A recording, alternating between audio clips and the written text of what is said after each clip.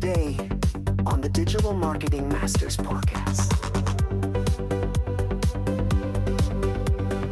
All the way from Australia, it's Kate vanderVoort. And we're talking about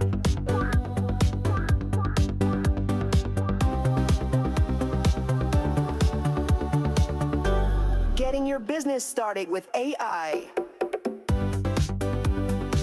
Hey everybody, and welcome back to Digital Marketing Masters. I'm your host, Matt Rouse.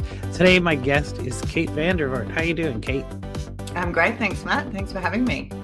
So Kate, why don't you give us a quick, one or two breath of who you are and what you do? Sure. So I'm founder and CEO of Social Mediology and the AI Success Lab. And we work with companies and businesses and individuals sometimes on how to use AI and integrate AI into all aspects of their business in really human-centered, responsible and ethical ways. And you're in Australia, right? I am. Nice. I'm in Canada. And my business partner who's listening in the background right now is in Costa Rica. We're just all over. We got like half the earth covered here, I think. Kate, I wanted to have you on the show specifically because this has come up for me, and when you and I were talking, this has come up for you a lot in your own work, is that companies basically are not are they just not prepared for AI? They have no idea what they're doing when it comes to AI. And so I think what we want to try and capture here today is, how does a company go from zero, like no AI use whatsoever, to getting started, or at least on the right path, to getting AI to work for them? Yeah, so I think it's worth stepping back just a little bit to, many of us who are early adopters of technology and have moved into working with AI had our roots and our start in sort of digital marketing and often social media or community building or online marketing in some way. And in so many ways, this reminds me of when I started my company 15 years ago, when everybody was grappling with social media. And it was this big black hole of, how does this change how we communicate with our customers? And it's taken a fair chunk of time for, there were the early adopter companies, but it took quite a few years for a lot of businesses and companies to get their head around what this two-way communication suddenly meant with their customers. And so in some ways, AI, the ChatGPT moment, the last couple of years, that's been really focused on, what does AI mean now for us personally, professionally, for humanity? Companies and everyone really are really grappling with what those, what this technology actually means for us. And unlike social media and digital marketing, which was a fairly big transition, this has far greater reaching implications. It's happening at a pace that, hold on to your hats. I can't keep up. And I'm sure you feel the same, Matt. We're in this all day, every day. And keeping up is more than a full-time job for a team, let alone individuals. And so companies at the moment are really struggling with, there's this raging river or a fire hose of new apps and tools and, LLMs and RAG. And do we build our own? Do we use the consumer stuff? Do we use Copilot? Do we use Gemini? Really trying to figure out where to even dip their toe in or take that first sip. Right. And so that's where we kind of are at the moment. Is, I'm not sure how it is in Canada, but here in Australia, a lot of companies are sort of frozen, not knowing where to start, not knowing how to even, dip their toe in the water. And we talked about, when you were on my podcast, the people who are sneaking home with the USB sticks using AI at home because their companies have not yet put anything in place that allows them to do that within the workplace. Well, and not just companies, but organizations in general, right? Your educational institutions and government institutions and nonprofits. And your host, Matt Rouse, wrote a science fiction short story that is included in the upcoming anthology, Tales of Galactic Pest Control, an amazing stories anthology edited by David Gerald and Tom Easton. Amazing Stories has a long tradition of publishing thought-provoking and entertaining speculative fiction. With Tales of Galactic Pest Control, we're working with talented writers like Matt and more than 30 other authors to bring you fresh, fun, and unexpected stories about pest control in all its strange and fascinating forms. Get your digital or printed copy by backing this book on Kickstarter for less than it will cost in the bookstore. If you're not a for-profit company, one of the best places you can start, and we'll talk about for-profit companies in a second, but one of the best places you can start is just getting a policy down, right? Having something that says, these are the apps that our employees are allowed to use, and this is the process they have to follow when they use them. And I mean, there's lots of ways you can kind of get some drafts of those policies. But I think that, just to have something down on paper kind of thing for your employees is a really big step in the right direction. Yeah, and it's interesting because, and I'll comment on that in just a moment, but the ones that are the early adopters that are running with this and seeing massive benefit are the small businesses, the small to medium-sized businesses. They're more agile. They've got less, legacy systems potentially that they've got to get on board. And I resisted for a long time setting up a membership and online courses for that community, but that's what they want. They're ready, right, to go, and they're the ones that have really embraced it.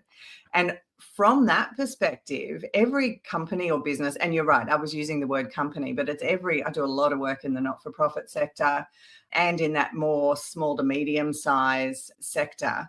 But every organization, business, company needs to assume that a portion of their workforce are already using AI.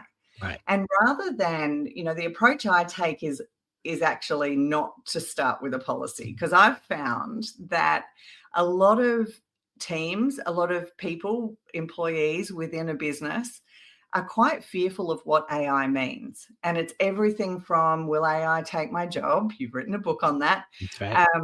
If I use AI, am I just showing my boss that I'm replaceable?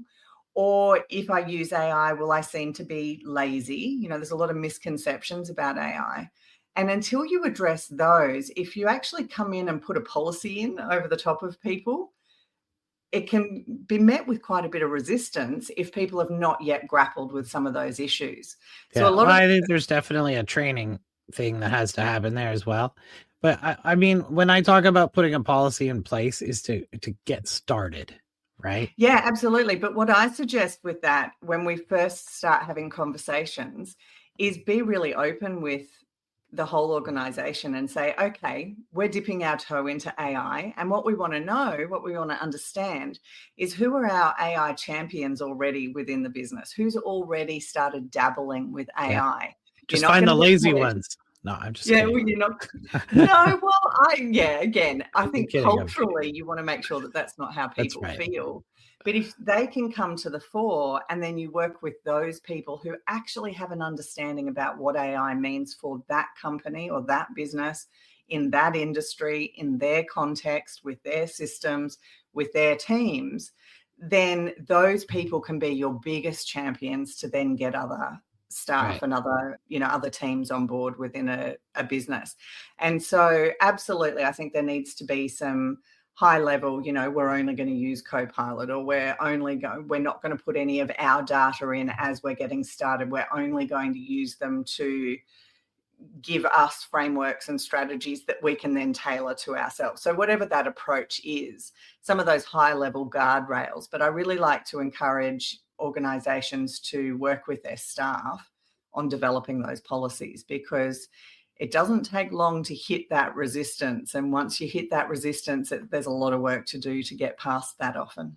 It's true. I mean, I've been in, back in my IT contracting days, I've been hired to put a software system in place that changes how people do their jobs. And then they just throw up the walls and everything. And I'm like, I wasn't paid to break down everyone's resistance, right? I was paid to, make Microsoft project work, that kind of thing.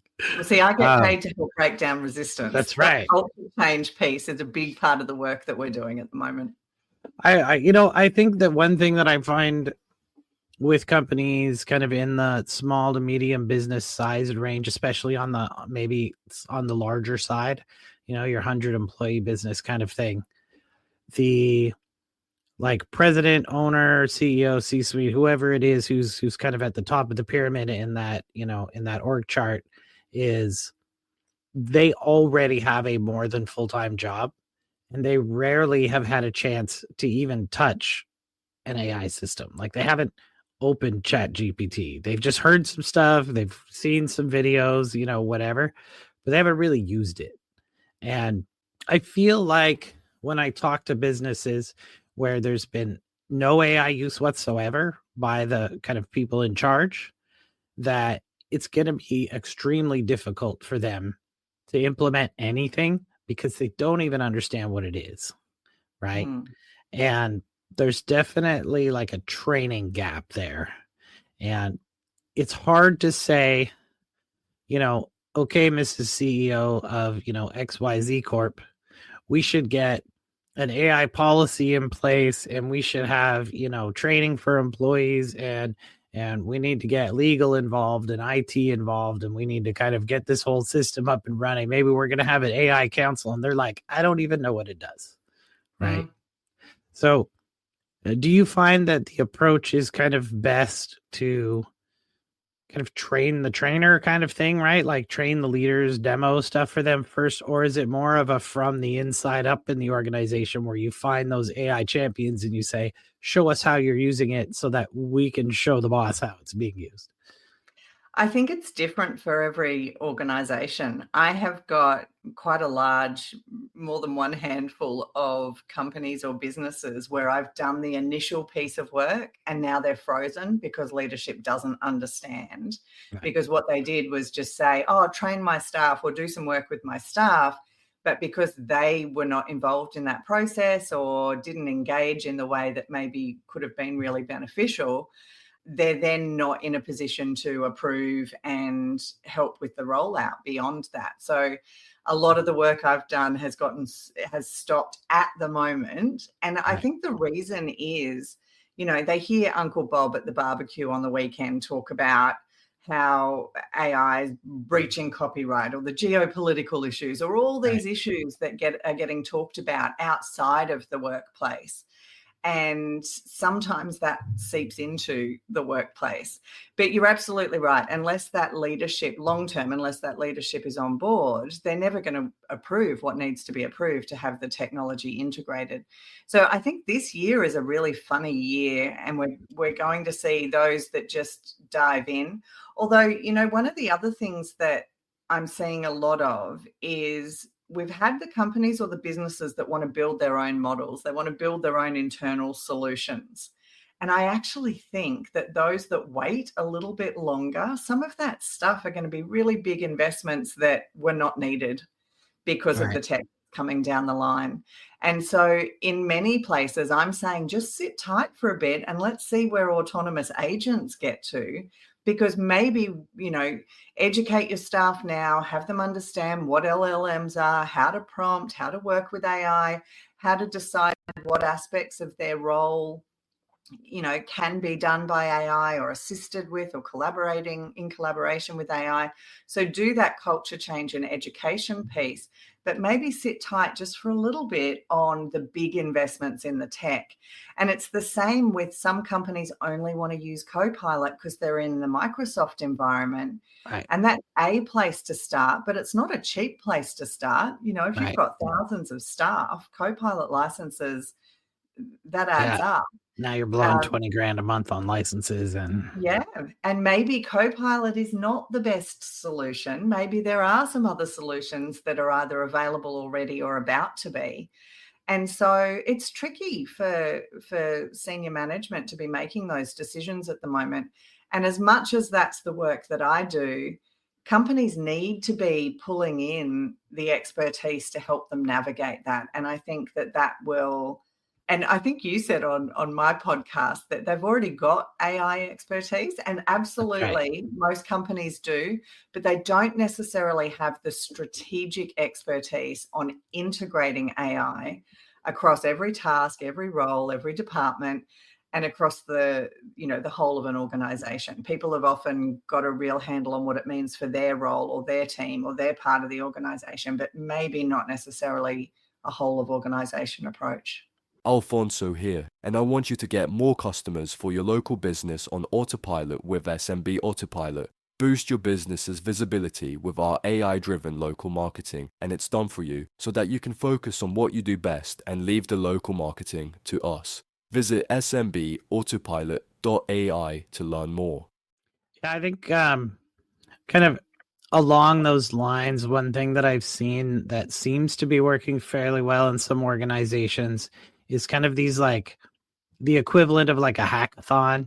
We're going to get all the marketing staff together, or the marketing and sales, depends on the size of your company, obviously. Maybe if you have 3 salespeople, 1 marketing person, and an admin, you get those 5 people together. And the idea is we're going to basically list all of our tasks that are kind of like almost like what's our job description, right? Like what are all the things that we have to do on a day-to-day basis that are not having conversations with people, building relationships, stuff that your AI is not capable of. You list down those tasks and then you start going, which of these things do I think an AI could possibly do, and how much time is it going to save me? Right. Yeah, and that's actually the first step we do when consulting with companies is that AI business audit. So we have a process whereby every person in the organization lists or goes through, so tracks for a week, what are the tasks that they're doing on a repeatable basis. And then we have a process whereby we can analyze all of that information across the organization. It's a great amount of data that we get when we do that process.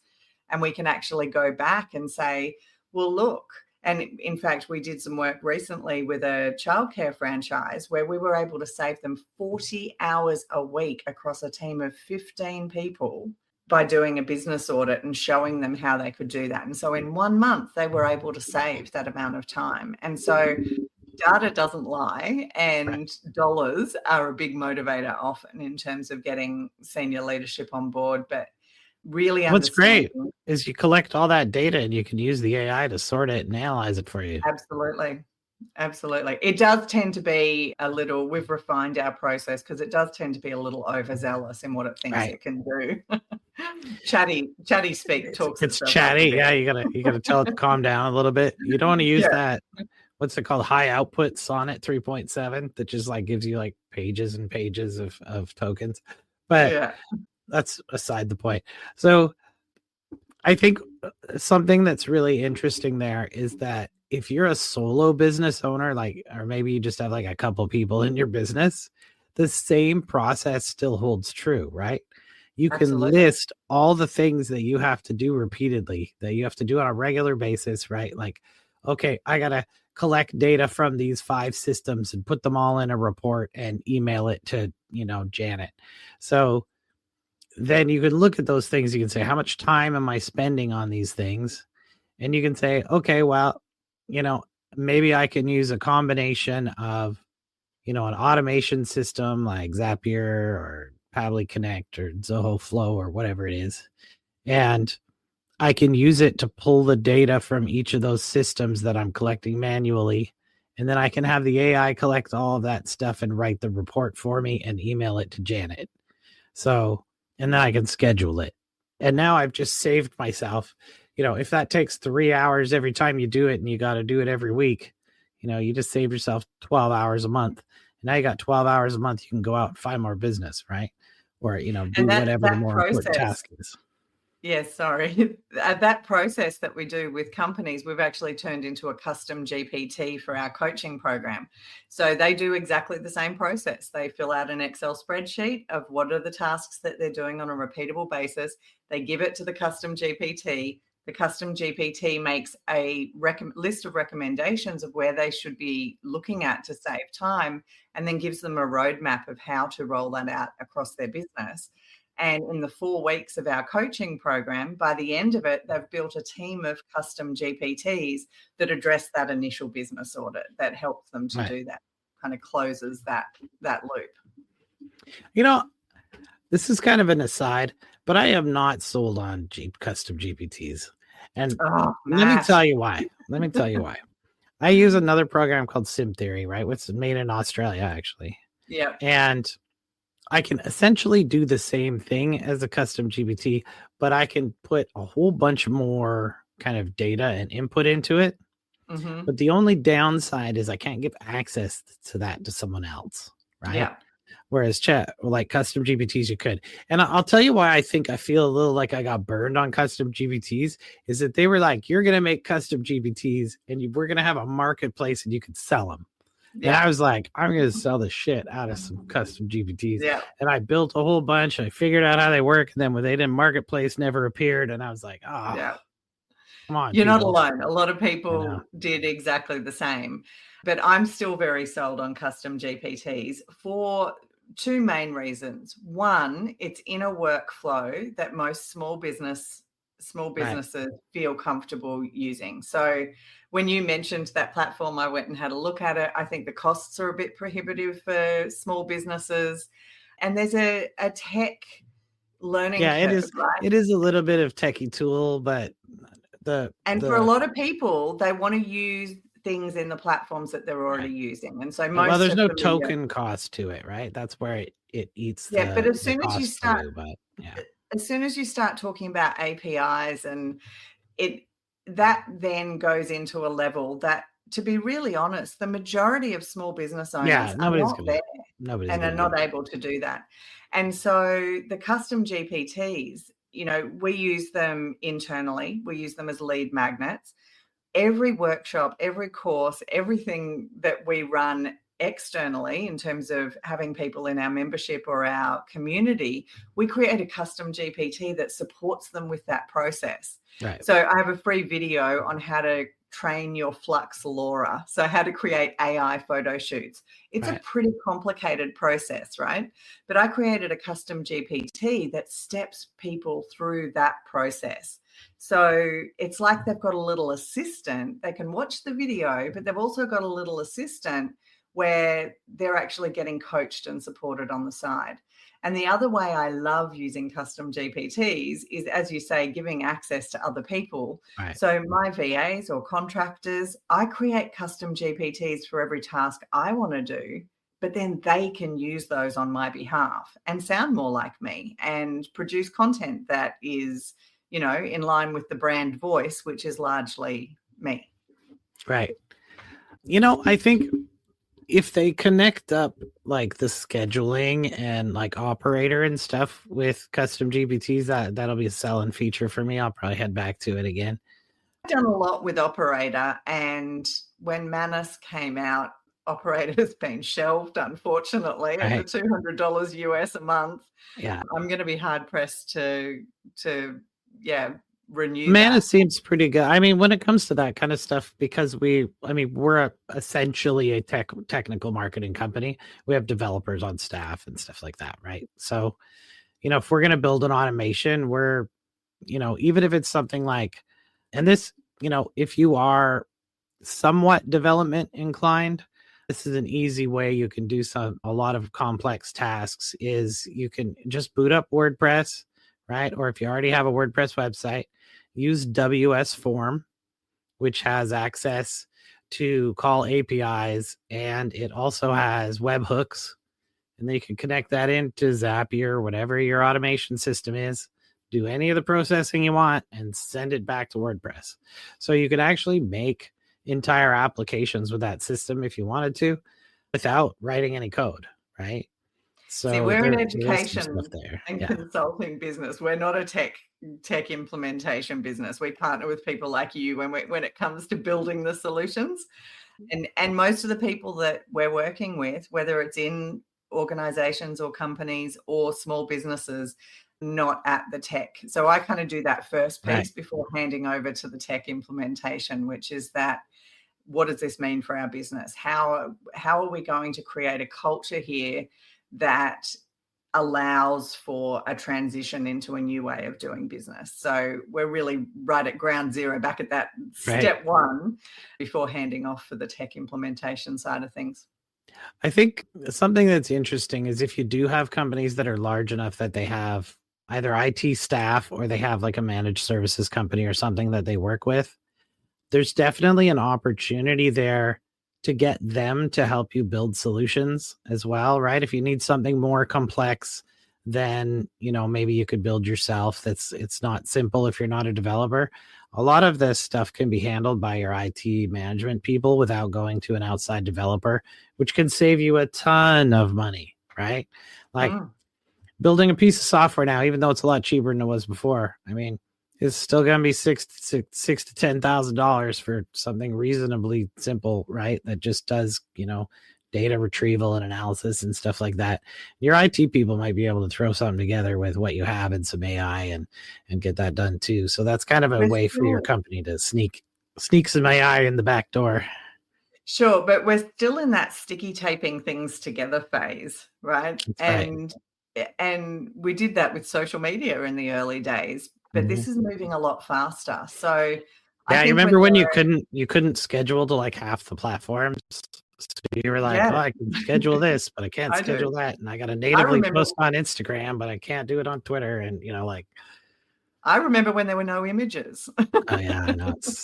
So that makes me feel really old. Yeah, me too. But I think for most companies, they'll have like those burning challenges, those really big issues, and you can just address that with a simple automation. And you're right, internal teams can often manage that. But I think we're undergoing a huge transition, and the companies that become AI first companies, where it's really embedded into the culture of the organization, I think it's too early to be investing in big solutions around that. So yeah, no, I think it's definitely in building the culture of using it rather than building your own systems. But if you say to every person in the organization, imagine if you had a Kate 2.0 or a Matt 2.0, right. You had a little assistant that was sitting next to you. What are the things that you would hand over to that AI? And that's really the best place to start within the guardrails or parameters that the business sets. But that's when people can start to see the tangible benefit of that. And then if you are really, but doing that after doing an audit so that you're actually getting the economy of scale, that if everybody, email is something that everybody does, is there some layer that we can put in where AI supports that across the organization, not just at the individual level? And I think that's why a lot of companies or businesses are frozen at the moment. There's so many ways that you can come at the AI conversation. And it's just about finding what works naturally for each business. I wish I could bottle it. I wish I had a system that works for every business, but it's different for every business. And comfort with technology, because it's often been quite a siloed part of a business, that can be a really big barrier. If you've got people who are really resistant to AI, there's some work to be done before they'll even consider using AI. So. Well, there's another consideration that, you know, I was just talking with somebody last week about, which is kind of the idea of this siloed AI technology. Like, let's say my company is 100% Google Workspace shop, right? Everything we do is on Google Workspace. The only AI anybody uses in our company is Gemini. And then Gemini updates their system and now it doesn't do the thing that we used to use it for, right? Well, now you're stuck. Right. But if you do have a culture in your company of testing and messing around with some AI systems to kind of get used to how they work and not just how one specific program works, like Copilot or something, right? Then you've got the ability to pivot, right? If the AI system changes, something better comes out, whatever it is, you know, then you can go back with your teams and say, you know, oh, let's research this. Let's figure out, you know, how to use this other better system. And, you know, one other shout out I wanted to have, you know, Kate, for using, you know, what is essentially a consulting firm, right? Like yourself, is that audit piece is super important if you have regulation in your industry. Absolutely. Right? Like in Canada, if you are a medical related company, you have to host all your patient data in Canada, which means you can't send it to OpenAI with a question about a patient or something, right? Unless you anonymize it first. And so these are things that a consultant is going to know that your business may not have considered. And Australia and Canada are quite similar in terms Yeah. of how legislated we are. And I was actually going to say that when we were speaking earlier around, and just to your point there, actually, around most companies want to use AI within the ecosystem that they're already using. So if that Right. is Microsoft or if that is the Google Workspace, they want to use Gemini or Copilot. The problem with that, or sorry, the benefit of that is that it can unlock their data in what is a secure environment that they're already familiar with. They've already Right. got their files in the cloud. They already have addressed their data security issues. But both of those models are fairly limited in what you can actually create using AI in those models. And so that's where you look at, okay, what other tools might be available? But then you've got all of the issues around data privacy. Where's the data Right. stored? A lot of companies do not want to use platforms out of China, even though they're probably using platforms out of China and maybe just don't realize it. Right. And so that's where, because most of the demonstrations that I use when I'm in a boardroom are not within Copilot or within Workspace because within Google, because they're not the wow, oh my goodness, imagine if we could do that. Imagine if I could Right. build that 20 slide deck in 3 minutes instead of 3 days. And so we're just still in this funny place where there's a ton of different ways that you can do AI, but most want to start in that closed environment, but they're going to be pretty limited in what they're able to do within that environment to start with. Yeah. And I think, the AI scaling law right now is averaging 7 months for the doubling of AI power. If you compare that with like Moore's law, which is 18 months for the, doubling of the processing power of microprocessors. So it's essentially twice as fast of, the doubling principle. And like I'm a perfect, starting to hear 3 months just in the last couple of weeks. well, it's People- averaged out to 7, right? But sometimes it's 3, sometimes it's 10, right? But It's averaged over within what, the 2 average. years? Well, it's been averaged. They kind of tracked back since 2023, but also they can track back before that to when the transformer was invented, right? Which I believe was back in 2012. So that was a DeepMind invention originally. So Yeah. But like what I was going to say was like I was doing my introduction to AI presentation. I finished it at 4:00 the night before the presentation. And at 5 p.m., OpenAI announced native images in their system where you could do image editing and all this stuff. And I had a slide where I was like, don't use OpenAI for images because DALL-E 3 sucks, right? And so I got to go back and change, 2 or 3 slides of my presentation to talk about this new thing. And then we got to make a demo for it and we got to set this all up. And that's how quick it moves. I barely get a chance to do a presentation that I don't have to redo the same day of the time I'm presenting it because it moves so quickly. Happens But to the me other thing, all the time. it's right. But the other thing is that it's a two-sided coin, right? One side is it's getting better so quick that something you can't really do now or it doesn't work great might work great 6 months from now or 3 months from now or next week maybe. 6 Right? days, yeah. And the other side of that is it's hard to keep up. So I think it definitely helps having somebody on your team, somebody who can help you, whether that's vendor, consultant, whatever, like Kate's perfect example. Kate, if somebody wants to reach out to you to get more information or an audit or something, how would they do that? Yeah, so probably the best place to connect with me is on LinkedIn under Kate vanderVoort. And we also have the AI Success Lab Facebook group where we share a lot of the breaking news, but real strategies on how you can use AI for business today that moves the dial in your business. So they're probably the best 2 places to connect. AI. Perfect. You can also connect with me on LinkedIn if you want to hear about chickens, because that's mostly what I write about. Chickens and AI. Great to see everyone again out. And Kate, so excited to have you on my show. It was a great talk on the AI Grapple podcast as well, which everybody should go listen to. Not just because I was on it. There's other great guests as well. But Kate, thanks so much for being on the show today. Thanks, Matt. It's been fun.